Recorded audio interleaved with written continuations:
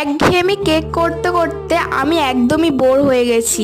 আমারও মনে হয় যে আমি নতুনত্ব কিছু কেকের ডেকোরেশন করি, কিন্তু অর্ডার না আসলে আর আমি কি করব বলো। কাস্টমার সবসময় কম বাজেটের মধ্যে কেক খোঁজে, বেশি বাজেটের কেক তারা কখনোই নিতে চায় না, তাই আমারও আর কিছু করার থাকে না।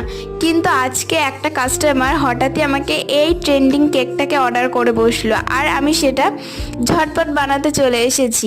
আগের দিন রাত্রেবেলা কেকটাকে এখানে বেক করে রেখেছিলাম, হাফ পাউন্ডের কেকটা। এরপর কেকটাকে ফ্লেভারটা যেটা দিয়েছিলাম, তোমরা কারা কারা গেস করতে পারছো তারা অবশ্যই কমেন্টে জানিও, দেখি তোমরা কারা সঠিক উত্তর দিতে পারো। এরপর কেকটাকে আমি ক্রাম কোট করে নিয়েছিলাম। আগের দিনে কিছুটা কেকের ক্রিম ছিল, সেই ক্রিম দিয়ে ক্রাম কোট করে নিয়েছি।